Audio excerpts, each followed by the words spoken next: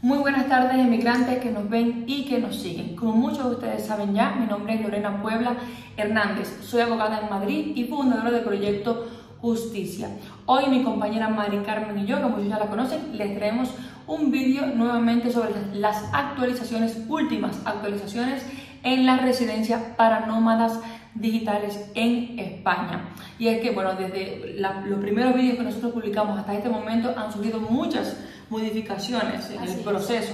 Entonces muchas veces ustedes en asesoría me dicen, no, es que en el vídeo que hiciste se dijo tal cosa. Bueno, es que yo en las asesorías los actualizo porque vamos viendo cambios. Entonces por eso hemos visto la necesidad de hacer hoy este vídeo nuevamente de actualización sobre los nuevos requisitos que se están solicitando para que ustedes estén preparados si quieren hacer la solicitud de esta residencia en España. Al final del vídeo también incluiremos un apartado donde específicamente hablaremos de los familiares. ¿Qué familiares podemos incluir en esta solicitud? Porque hay muchas dudas al respecto.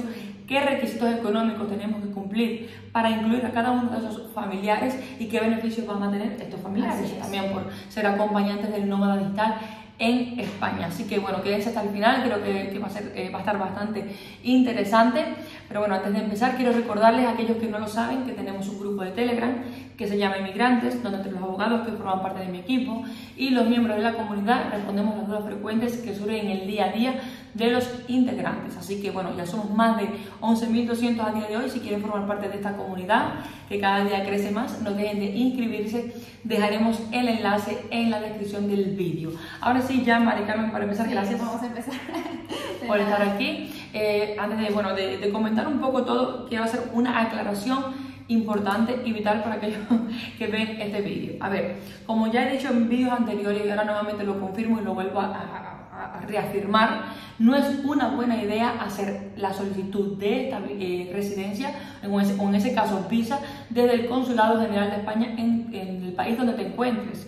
¿Vale? ¿Por qué? Porque estamos viendo auténticas barbaridades ahora mismo actualmente que se están solicitando, bueno, a las personas que piden información en los consulados de España en el exterior.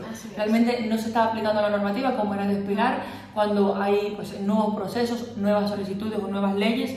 En el consulado por lo general tardan años y bueno, y si es que se actualizan en actualizar, o sea, es como que no hay, parece que exigencia de ningún tipo de estudio o actualización para trabajar en el consulado. Entonces estamos viendo casos que son realmente muy incoherentes. Bueno, cuéntanos un poco del cliente que estuviste hablando tú ayer. Bueno, estoy hablando con un cliente que es del consulado de Malta, o sea, el consulado ya dentro de la Unión Europea. Consulado General de España en Malta. En Malta. ¿Vale? Entonces les estaban pidiendo, ya presentaron toda la documentación, todo lo que habían visto dentro del consulado y la documentación que tenían que acreditar, y después de eso tuvieron un requerimiento pidiendo directamente que por favor le den la afiliación de RETA. En el RETA, para los que no saben, el RETA es el régimen especial de trabajadores autónomos. Para que una persona se pueda dar de alta en el RETA, ya tiene que tener la autorización que se lo permita, es decir, la residencia y trabajo por cuenta propia o un DNI español directamente. Si usted es un ciudadano extranjero que está en un tercer país solicitando un visado para entrar en España, ¿cómo se le va a pedir una afiliación que no puede hacer? Entonces, aparte porque ni siquiera se encuentra en el territorio. No, es que es eso. Entonces no reside aquí, no tiene DNI porque obviamente no tiene la nacionalidad, entonces no le pueden exigir este tipo de documentaciones porque realmente es muy incongruente. Ningún gestor en su sano juicio puede hacerlo. No puede hacer magia y dárselo a algo que no poseemos y no tenemos derecho a ello. Entonces, realmente desde el consulado, pues lo que estaba explicándole a mucha gente es que son organismos totalmente diferentes. La unidad de grandes empresas va por una parte y el consulado de España, General de España, en cualquier parte del mundo, pues son totalmente diferentes. Sí, efectivamente. Yo he tenido, por ejemplo, casos de clientes con los que he tenido asesoría que me comentaban que les pedían tramitar el número NIE antes de hacer la solicitud. Esto no tiene ningún sentido.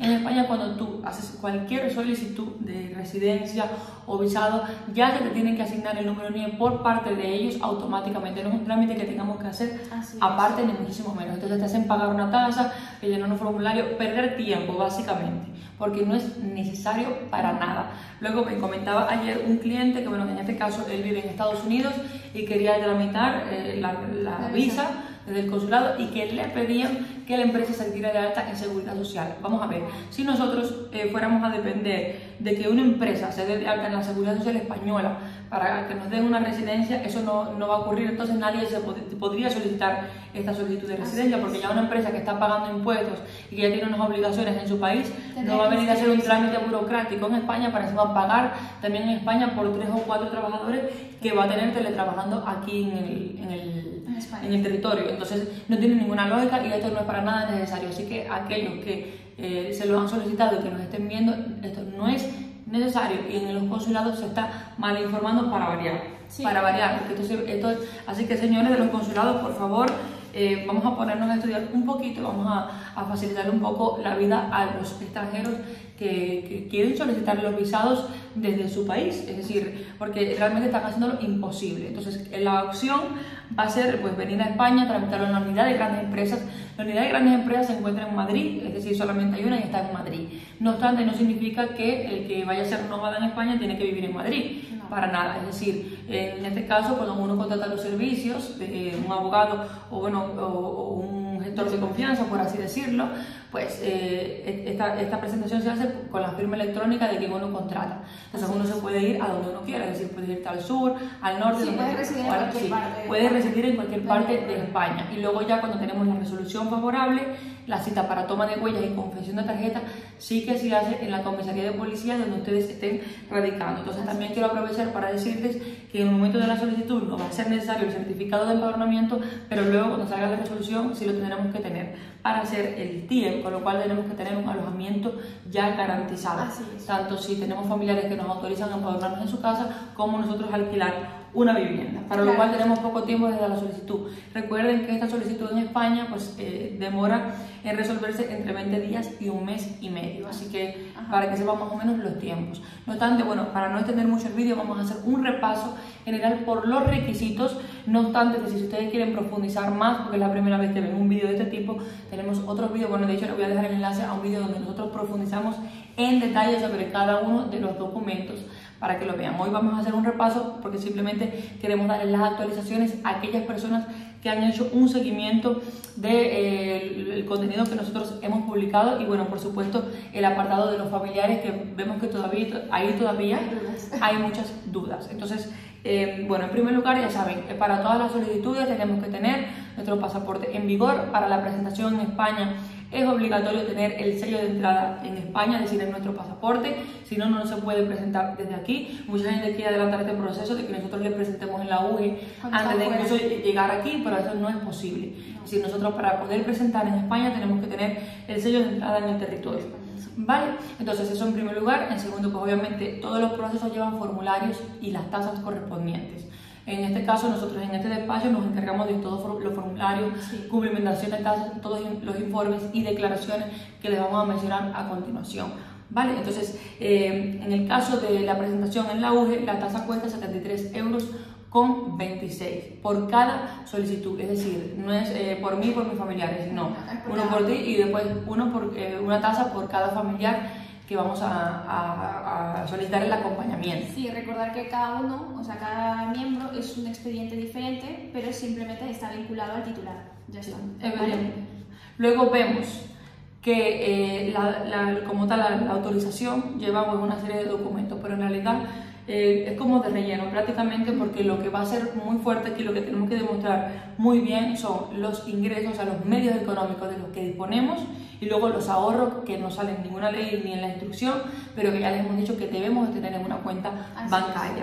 Aclarar también, antes de empezar en este punto, que mucha gente nos pregunta, bueno, a mí por lo menos en asesoría, no sé en tu caso, pero mucha gente cree que si son empresarios no pueden postularse, que si son trabajadores por cuenta propia. Esta residencia está hecha para los que trabajan para empresas, es decir, extranjeras, pero también para el que tiene su propia empresa y puede hacer su trabajo a distancia. Es decir, no tenemos que ser trabajadores por cuenta ajena a fuerza para poder solicitar esta residencia. Lo que pasa es que, claro, dependiendo de si somos empresarios o si somos trabajadores por cuenta ajena, pues se nos va a pedir una documentación u otra. En España, desconozco por qué, pero bueno, el que trabaja por cuenta ajena genera más confianza, con lo cual la documentación va a ser menos que en el caso de los clientes que tenemos que son empresarios, es decir, que tienen su propio negocio. Ahí sí vamos a pedirles más documentación, entonces para garantizar que efectivamente su solicitud sea aprobada. Pero bueno, en el caso de los que trabajan por cuenta ajena, es decir, los que trabajan para una empresa, también es posible hacer la solicitud, es decir, si trabajamos para más de una empresa,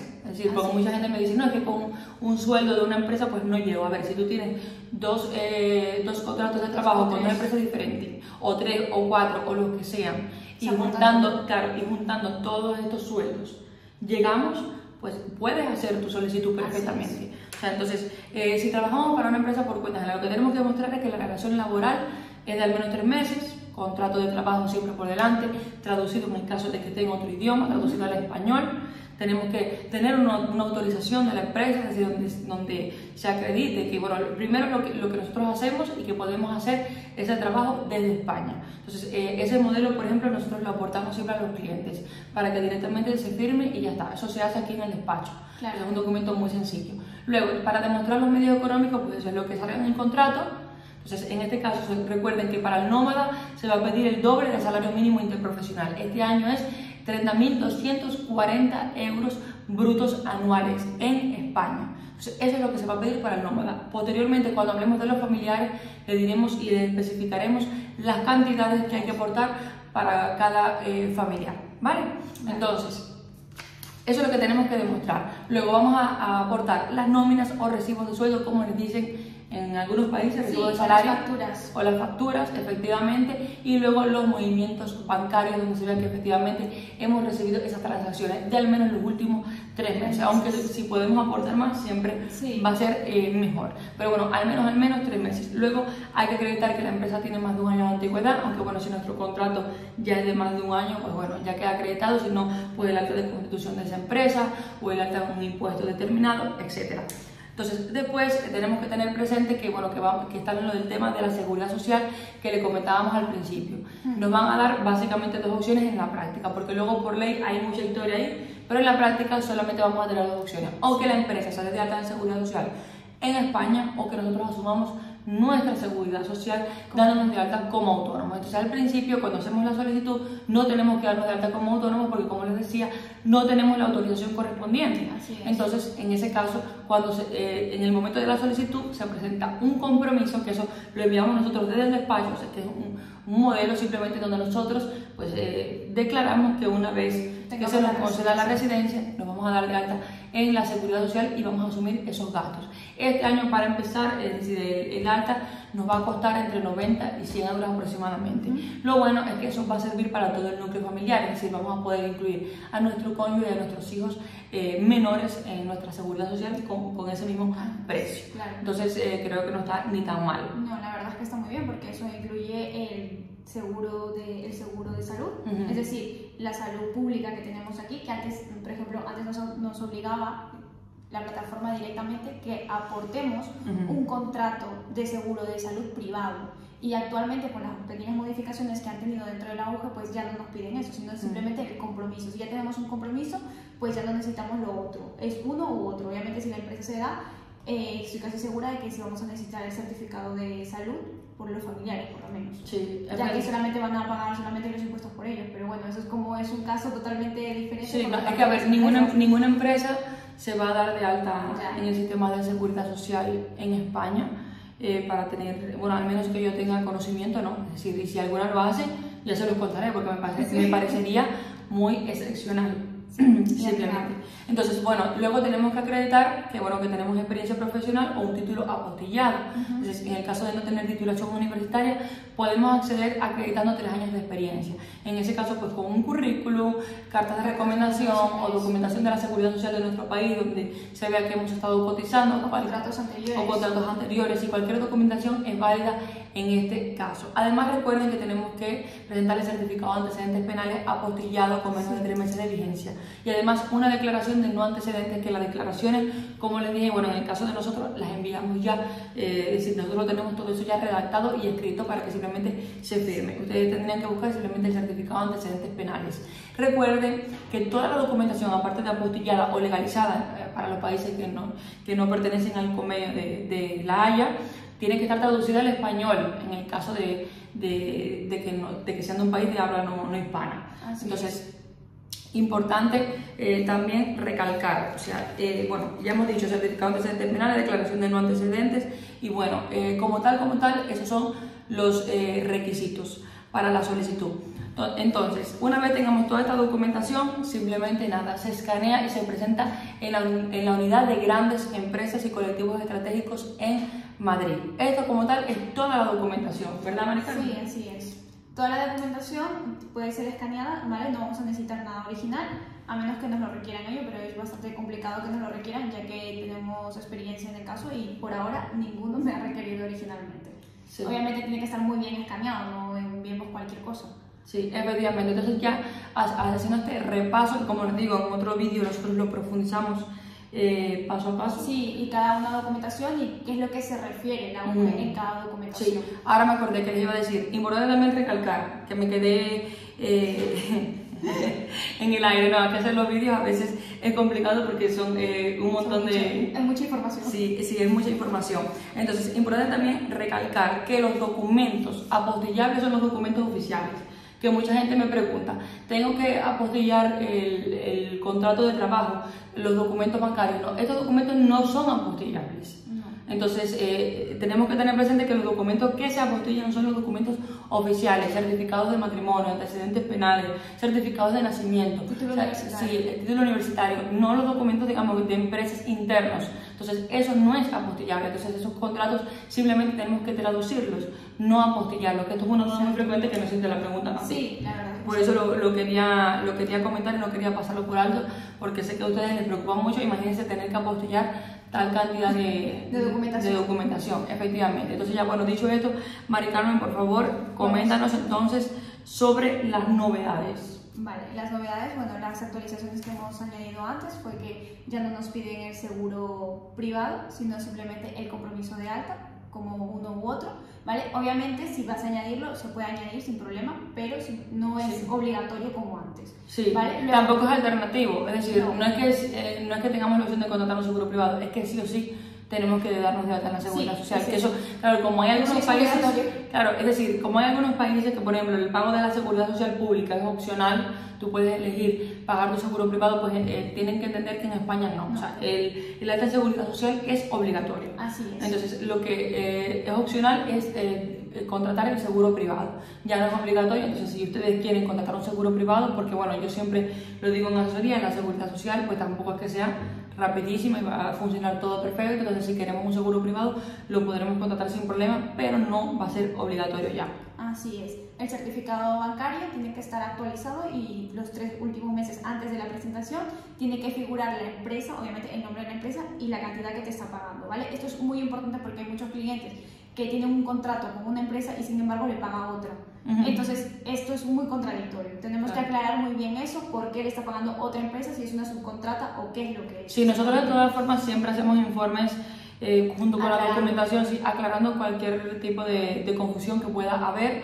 Y también en los casos que, por ejemplo, hay varias fuentes de ingresos, siempre lo aclaramos de dónde viene cada importe y con las conversiones, obviamente, a euros. Recuerden que si somos empresarios siempre vamos a pedir más documentación, porque aquí parece que los empresarios generan más desconfianza, entonces tenemos que probar más todavía.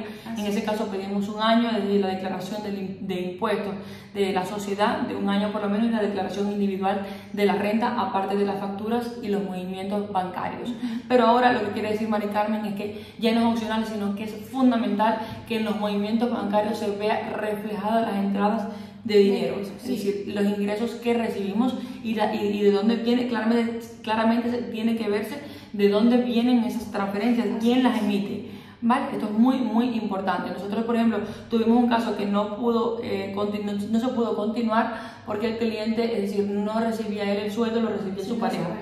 Efectivamente, entonces tenemos que recibir nosotros nuestro sueldo y no podemos poner la cuenta de otra persona. Esto es básico, ¿no? No, porque tenemos un contrato a título propio y por lo tanto, nuestro título propio también tenía un certificado. Claro, es que eso es incongruente. Entonces, claro, como precisamente lo que estábamos comentando es documentación que no se puede apostillar, como la unidad de grandes empresas se garantiza que efectivamente uno está percibiendo esas cantidades. Claro. Pues es que no tiene ninguna lógica, claro. Es decir, tienen que ver los movimientos reflejados en la cuenta bancaria.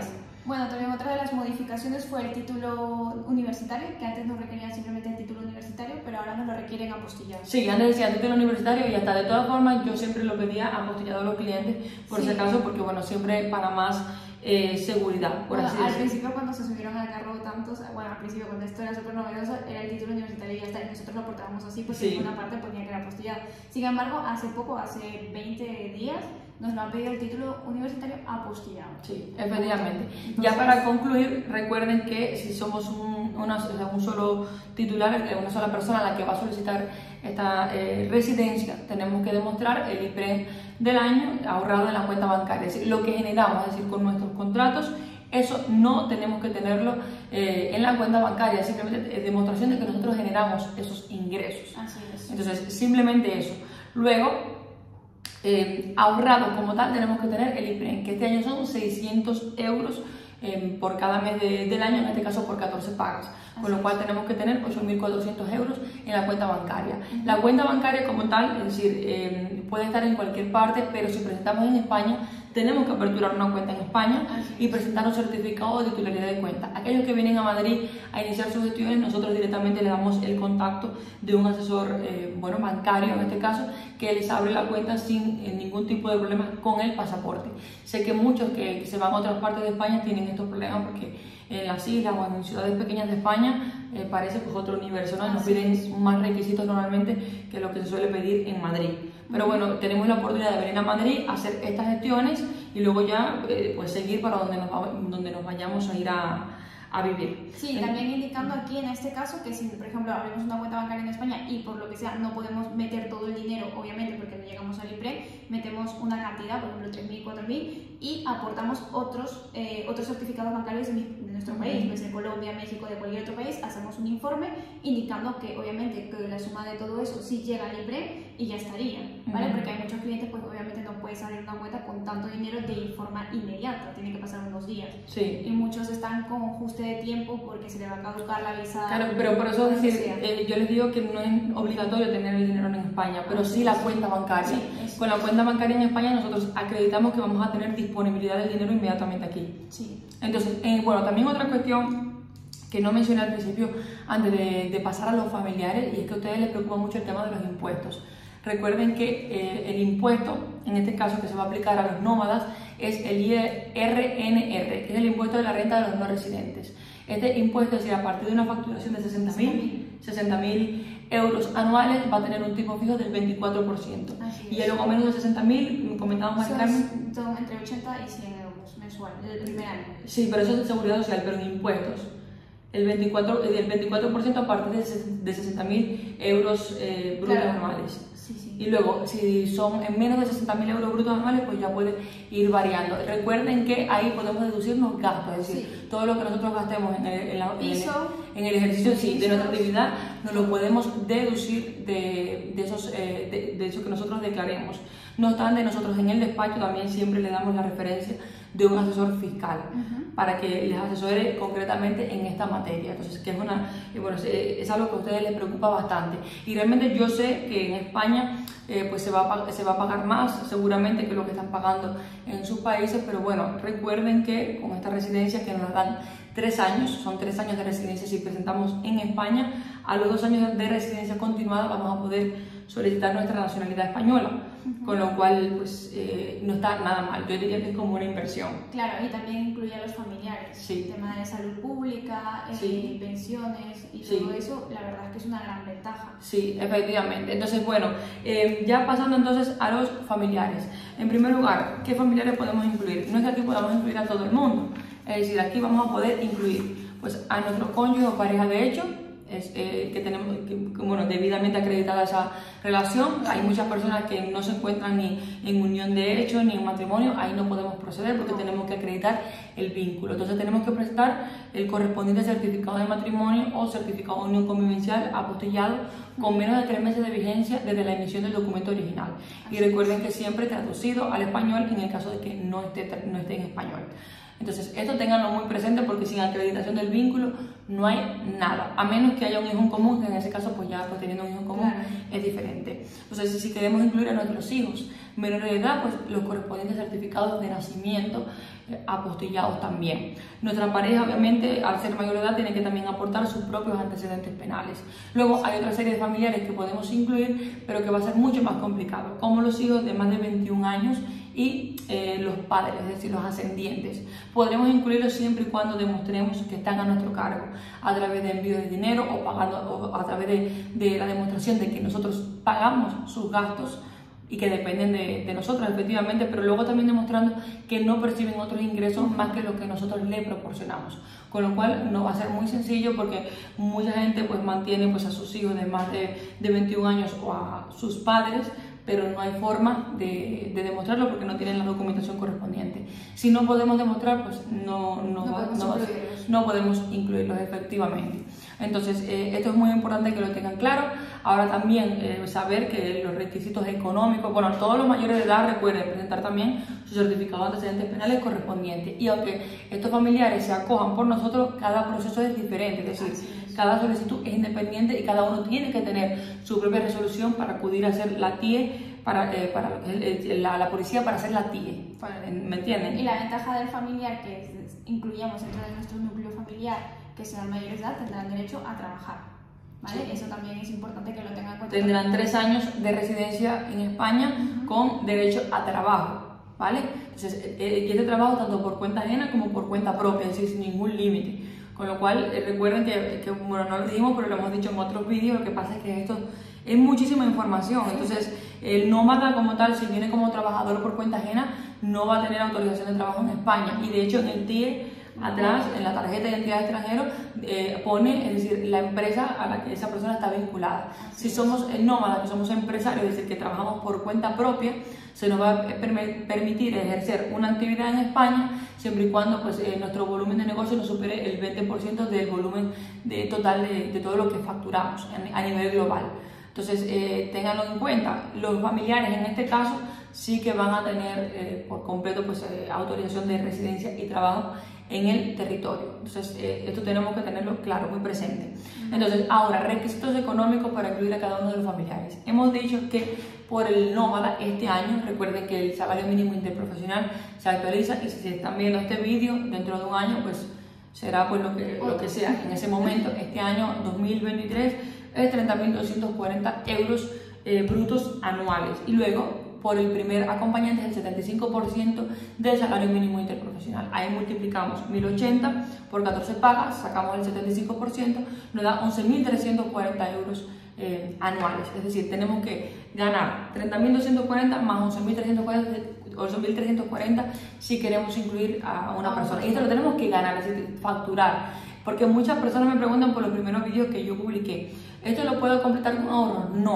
No, ya no. O sea, al principio estaba muy abierto, sí. Ahora no, ahora está bastante cerrado. Tenemos que nosotros generarlo, no tenerlo ahorrado ni complementarlo con ahorros, sino que a través de nuestros contratos o contratos de trabajo o nuestra facturación de nuestra empresa se acredite que esto lo generamos anualmente, ¿vale?